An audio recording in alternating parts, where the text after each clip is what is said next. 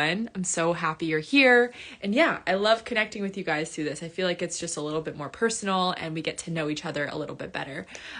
So I really wanted to talk about how when we are fearing other people's judgment, it's because we are not either living in our heart or rooted enough into our purpose, right? So this is for the entrepreneurs who maybe feel like they want to show up in this way, but they're fearing what other people are going to think about them, or they're fearing what are other people going to say about me.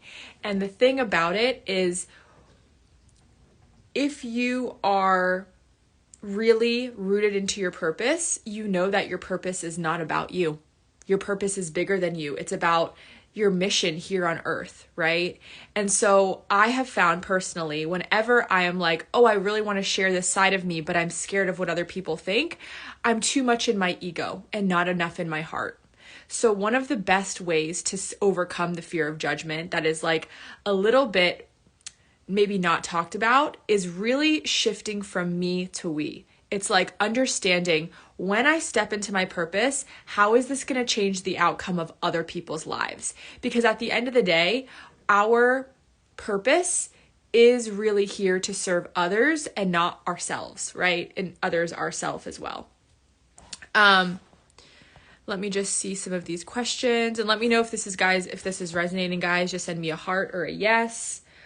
Okay, I'll get to these questions and I'm just going to talk about a few more things before we go into some questions. So the thing about it is you have to really I feel like understanding what judgment is really helps you not care about judgment. So let's talk a little bit about what judgment is. So judgment is essentially when you judge others, you're always judging a piece of yourself. And I know maybe you've heard that before, but let me kind of explain what I mean by that. So when people are looking at you, and I think like the word cringe is actually a really great way to look at this. Like, you know, when people are like, oh my gosh, she's so cringe. Like, why is she doing that? She's so cringe. The reason they think you're cringe is because you're expressing an aspect of themselves that they've denied within, right? So for example, if I'm making Instagram stories, nobody who's also making Instagram stories is going to call me cringe. If I'm dancing on my stories, nobody who's also dancing on their stories is going to call me cringe. The only people that are going to call me cringe are the people that are not doing what I'm doing because they have denied that part of themselves. So internally, what they're saying is, if I did that, I wouldn't love myself. If I did that, I would not gain love from others. Therefore, when I see you expressing that part of yourself and getting love from it, I need to judge you, because my brain doesn't understand it. Does that make sense? And so it's really about remembering and kind of like staying in your lane. But when you see that everyone is kind of operating from their own rose-colored glasses and their own perceptions of reality, their own perceptions of themselves, their own judgments about themselves, that's when you can actually show up and allow yourself to be judged, because you realize that it's not even really about you. It's never really about you. It's always about that person's judgments, how comfortable that person feels in their own skin, all of that, right? And so one of the best ways to overcome fear of judgment is by doing inner child work. The reason you guys know I love inner child work. If you follow me, I'm obsessed. But it's because you're really starting to give yourself and integrate the validation that you're really seeking from those other people. Because the truth is when we fear judgment, we really just want validation. That's all we want. We just want people to love us. We want to show ourselves our true, authentic selves, and we want people to love us. But really, we are never, ever, ever, ever in charge of what people feel about us. We can't force people to love us. We can't conform into what they will love, because that's people pleasing. And we do that, but it's not ideal. And so, what was I going to say? Yeah. In order to really love this version of ourselves, we have to do the inner work to see, where am I not giving myself the love that I so seek from others, right? That's the easiest way to really like quantum leap into a new reality, is start giving yourself the love that you seek from others. And if you're interested in starting inner child work and you're like, I don't know where to start, I have a meditation and a masterclass linked in my bio. And it's the meditation that has helped so many of my clients heal and start to self-validate. All right, let me answer some of these questions. I'm just going to scroll up.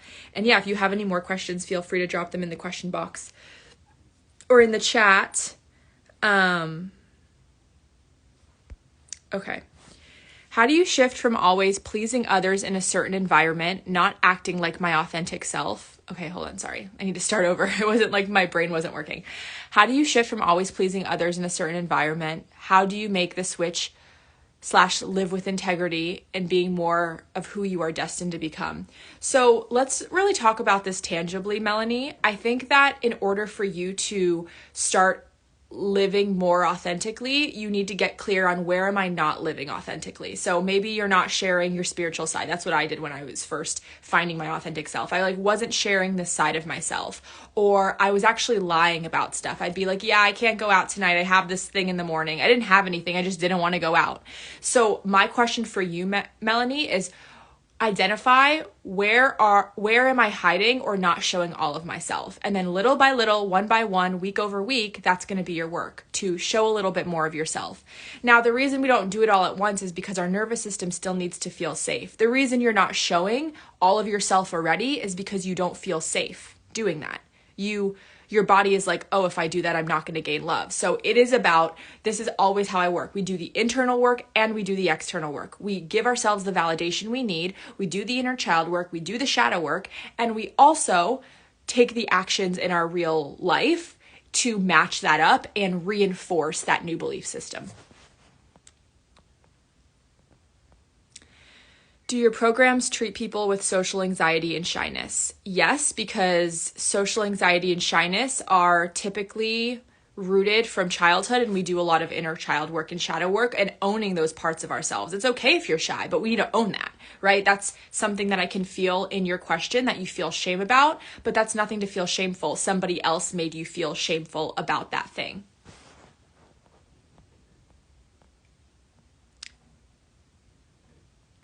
How about judgment on being single, being from an ethnic background?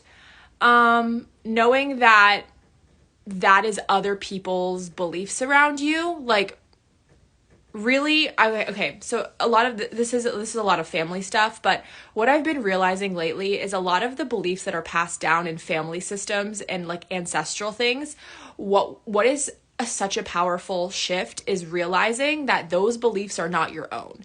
When you literally can consciously be like, okay, you believe that being single is shameful, but I get to create a new reality about it. It creates a separation from that. And giving yourself validation. See, validation is so fucking important, guys. It's the backbone of my work, because if you don't know how to give it to yourself, nothing is going to flow.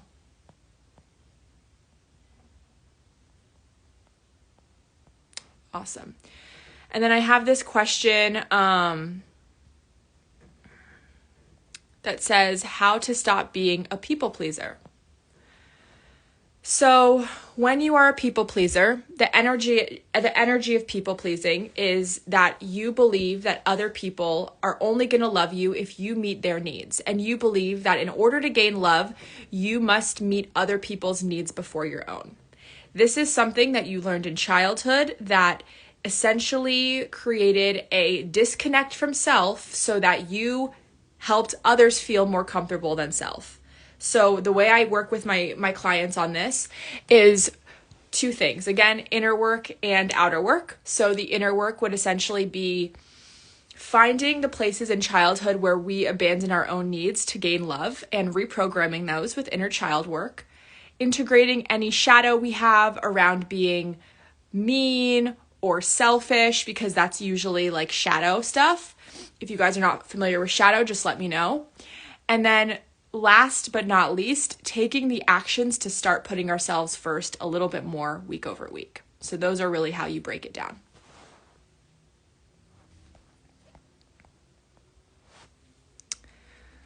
What about worry about hurting others when you say your truth or create boundaries? So boundaries have a really bad reputation, and a lot of people think that they are selfish, but boundary is an act of love. Boundaries basically they're not there to push people out. They're there to show people where the door is. And what I mean by that is Actually, I use this analogy like on TikTok. It's not my favorite analogy, but I'm just going to use it because it just popped in my head. So when you put your dog on a leash so it doesn't run out in the road and get killed, it seems like a mean thing, but it's actually an act of love for your dog so that they don't get hurt, right? That's kind of the same energetics as boundaries. Even though that setting a boundary may seem like a mean thing on the surface, the reason we're setting the boundary is because we don't feel safe in the relationship without it. And so really a boundary is there to create more safety in the container that is the relationship. And when you start to create more safety, you can show up more authentically. The other person can show up more authentically. The other person now knows how to love you. The other person knows how to make you feel safe, right? And so boundaries are not a bad thing. Boundaries are so loving, and they can actually like be said with love as well. That's one of the biggest things my clients and I work on is like, this boundary doesn't need to be said like, hey, you crossed my boundary and you need to do this. We can literally say like, hey, when you didn't show up for dinner when we had that plan, it made me feel like you don't value our relationship and I'm feeling really hurt. And I just need to know where we stand in this relationship. And would you just, mind in the future letting me know ahead of time when you are not going to be able to make dinner so I don't show up and nobody's there? It's like when we learn how to consciously communicate, and in my boundaries module in Alignment Mastery, my signature confidence and mindset program, we talk about consciously communicating. Like so much of the disconnect with boundaries is because we don't know how to speak to people without making them feel attacked. And so when you learn how to speak to people, then it's great. Are your programs only for women or are they for men as well? So I've worked with about 3 or 4 men in the past, mostly women, but if you're the right man, then we can work together. You have to be, really into personal growth, into spirituality, doing your own work already, and obviously like just not a creep.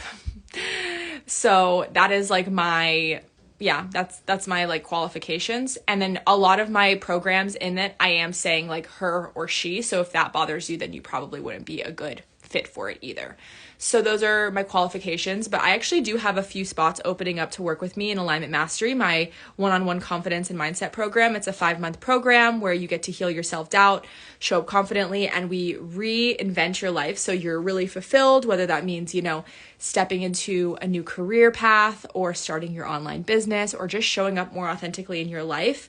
It's a really amazing program. I've helped like over 200 women already in it, and I have like a 99% success rate. So if you're interested, you can book a call with the link in my bio. And then, I actually have one more spot in this mini intensive that I've been promoting just inside of my groups and like with my one-on-one clients already.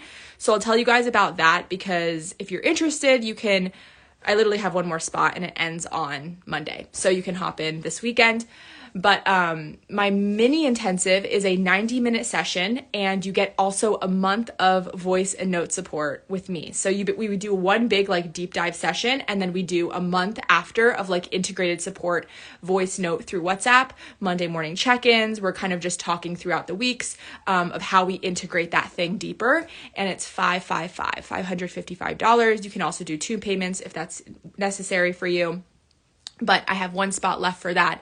So if you're interested in snagging that, you can DM me. Just DM me mini intensive or mini session, and I'll know what you're talking about. Tips for wanting to start shadow work. What's something you wish you knew before you started shadow work that could help someone who is starting like me? So I saw a lot of questions about shadow. So let's talk about shadow. So do you guys know what shadow is? For first, because I feel like we got to get clear on what shadow is before we like talk about how to heal it. Hi Flo, so good to see you here. Okay, so I'm going to try to do a really like quick deep dive on shadow because it's kind of a big topic. So in our personality, we have our ego, and then under the ego, we have our shadow. No, that's not me. I don't have another account, guys. So if you are seeing another account, it's a fake. So in our ego, it's like what we identify with. It's like we identify with all of these things like I'm a girl and I have black hair and my mom is from Israel. Like, it's like I'm an entrepreneur. It's like all of the things that our ego is proud of and like latches onto. You know, it's like the things that we share about ourselves. Now, our shadow is under our ego, and you want to think of it as like the under ego. And it's all of these things we place underneath our ego that we learned are shameful to be, right? So if you got shamed for not being smart, then you might put in your shadow the word dumb. You don't want to be dumb because you got shamed for that. If you got shamed for being too much, you might put being too much in your shadow. If you got shamed for expressing yourself when you were little, you would put expressing yourself in your shadow, right? So we put all of these things in our shadow that we think are shameful. And then when we walk around in the world, we make sure that we are not those things, right? So we're wearing masks. I am not lazy. I'm going to only show the best parts of myself. I am not this. I am not dumb. I am not all of these shadow words. And that's what we do in shadow work is we help identify those words and then we integrate them and clear them out so that they're not in our shadow and they're in our ego, which our ego is not good or bad, by the way. And so what happens is all of these things are in our shadow and we're wearing masks. And in the trying of not to be these things, we're essentially not being our authentic self either. Does that make sense? So it's like when I'm trying not to be dumb, well, it's really about being the totality of who we are. So really realizing that being dumb is not good or bad. Being smart is not good or bad. They are both part of me. They're both part of the human experience. They're both just part of being human. And when we can love each part of us equally, well, then we no longer are going to be showing up in a different way because we no longer are wearing a mask because we accept all of us. And when we accept all of us, we can show up as our authentic self. Shadow is a really hard topic to explain, to be honest. It's like not an easy thing to explain, but shadow work intensives are something that I do as well. So if you're wanting to do a one-on-one session just to do some shadow work, we can definitely do that. And I always give my shadow module within those one-on-one sessions. So you can just DM me shadow work if you're interested. I just do like one-time sessions usually with those, and they're 60-minute sessions. So yeah, that is shadow work. If you're wanting to find like, okay, great, I know what shadow work is, Kristen, now, like, how do I start doing it?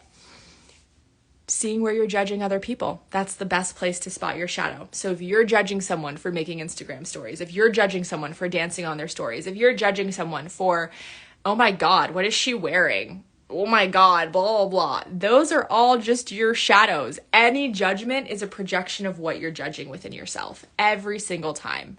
Right? And so the beautiful thing about shadow work is when you start really doing your own shadow work and you start integrating all these parts of you, you are so much more compassionate.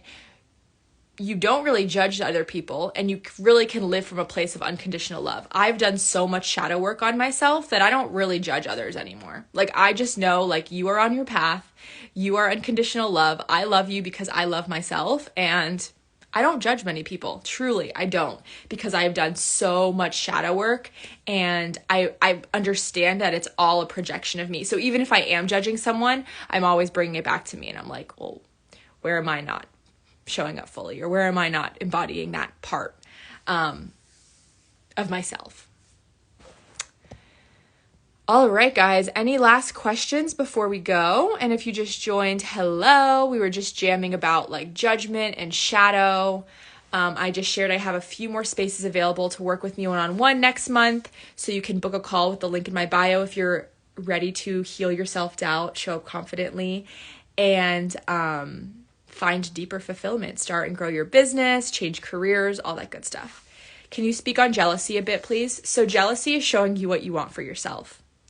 Jealousy is a beautiful gift because it's showing you, oh, they have this thing and I don't think that I can have it.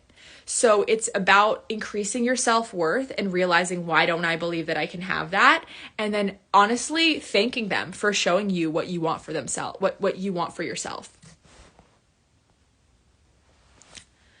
Do you help with creating an aligned audience? One of my reels blew up and I got a ton of men following me and I don't know what to do. Yes, I can definitely help you with that in a session. I can teach you guys how to build. So in my so I work with two type of people. One, I work with like women who are unfulfilled and just want to find themselves and like build a life. And then I work with entrepreneurs who are ready to like be seen, build audiences, grow their businesses, blah, blah, blah. So in that sector, I do help you create communities, like not just followings, but real communities and all that good stuff. So you can book a call with me if you want. What are your thoughts on values and how might these change as time passes? So the way I teach values in my program, because we do a lot of values, is a lot different than how other people see values. So what I mean by that is I look at values as subjects of interest versus traits. So I feel like a lot of times when people are like, what do you value? You're like loyalty, or I value love, or like whatever, you know? I look at values as like, what are the things that are, how do I say this? Your subjects of interest in life that don't really change too much over time. So when I'm uncovering values with my clients, it's like, we look at things like, is spirituality your value? Is personal growth your value? Is travel your value? Is sneakers your value? Like, what do you really value? What is it that you value in this life? Do you value time freedom? Do you value freedom in general? Do you value family and relationships? And then when you know what you're valuing, when you know what you value, you have a filter to put everything through. How am I spending my money? Is it in alignment with my values? Am I spending my money in a way that actually hits on my values? How am I spending my free time? Am I just watching Netflix, or am I actually doing things that light me up and that my soul actually wants to explore? How am I spending my work day?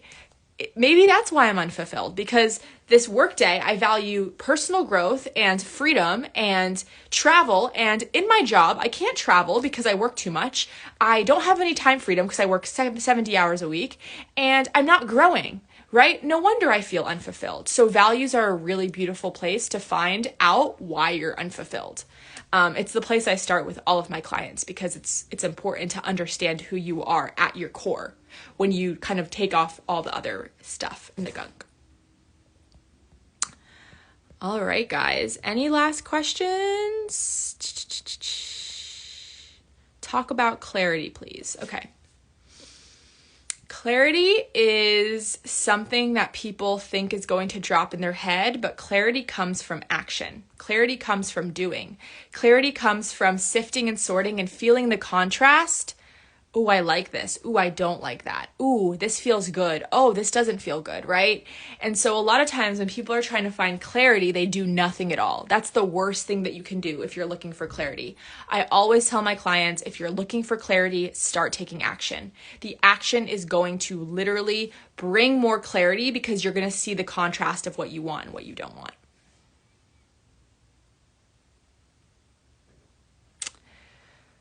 Okay. I think that's good for today, guys. This was so fun. So what I wanted to share with you guys, a few things. All of my lives are going to live on YouTube now. So I've just posted one from last week on YouTube. So if you are wanting to rewatch this or see any of my other lives, you can just follow me on YouTube. I think it's Kristen Such, no dot. And you'll see my videos and my reels and stuff. And what else? If you want to work with me one-on-one, you can book a call with the link in my bio. I have 1 or 2 spaces available to work with me in the coming months. And this is for the woman who's ready to heal their self-doubt, show up confidently, find deep fulfillment, start and grow their business, find more authenticity in their life, stop people-pleasing, all that stuff. And then I have a new podcast. You can listen to it with the link in my bio if you're interested. And yeah. I love you guys. I see a few more questions that just popped up. I'll answer one more and then I'll go.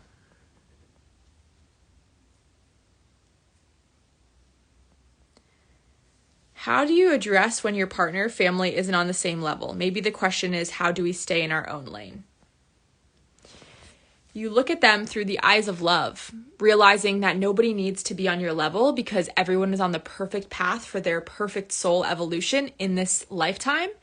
And when you look at them from the eyes of love and not of judgment, you're going to not only elevate yourself, but elevate them, because they're going to be like, wow, she loves me unconditionally.